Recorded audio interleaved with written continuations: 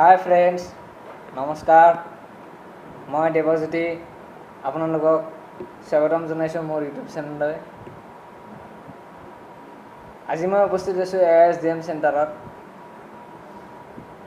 ASDM চেণ্টাৰত উপস্থিত থাকোঁতে মোৰ এটা কথা মনত পৰি গ'ল। মানে আজি 17 আগষ্ট।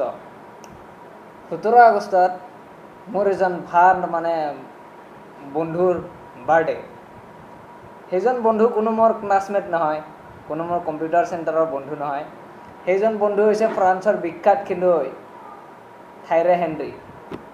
আপোনালোকে সকলোৱে চিনিয়ে পায়। চ' থাইৰে হেনৰীয়ে 1998 চনত ৱৰ্ল্ড কাপ জয় কৰিছিলে। তাৰপিছত 2000 চনত ইউৰো। এতিয়াও খেলি আছে, ধুনীয়াকৈ খেলি গৈ থাকক।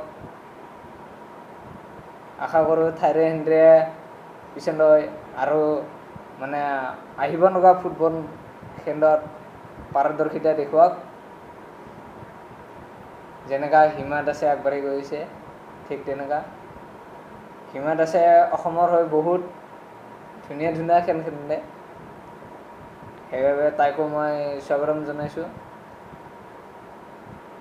ঠিক তেনেকৈ আগবাঢ়ি গৈ থাকক। তাৰপিছত বাছ এইখিনি, আৰু কি ক'ম।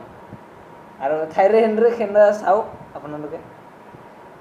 যিসকলে এতিয়াও থাইৰে হেনৰীক চিনি নাপায়, গুগলত চাৰ্চ কৰক থাইৰে হেনৰী বুলি, সকলো তথ্য আহি যাব। এইখিনিয়ে। চ' চাই গৈ থাকক। পিছলৈ আৰু নতুন নতুন ভিডিঅ' আপলোড দিম, নতুন নতুন বিষয়ৰ ওপৰত।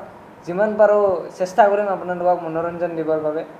আৰু বিশেষকৈ মোৰ এই চেনেলটো হৈছে খোলাৰ মূল উদ্দেশ্য এইটোৱে, কিছুমান নজনা বস্তু আৰু কিছুমান নেদেখা বস্তু আপোনালোকৰ আগত দাঙি ধৰা।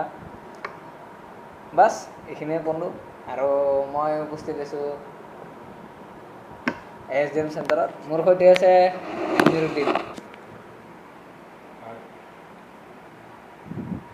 কি ক'বা মোৰ চেনেলটোৰ বিষয়ে কৈ দিয়া অলপ। ঠিক আছে, ইয়াৰ দেৱজিত আছাম চেনেলটো ছাবস্ক্ৰাইব কৰিব, লাইক কৰিব আৰু ঘণ্টা বটাটো টিপি দিব। নতুন নতুন নটিফিকেশ্যনবিলাক আপোনালোকে পাব। সেইখিনিয়ে ক'ব। Thank you, bye friends, take care and see you. আকৌ লগ পাম নেক্সট ভিডিঅ'ত। See U.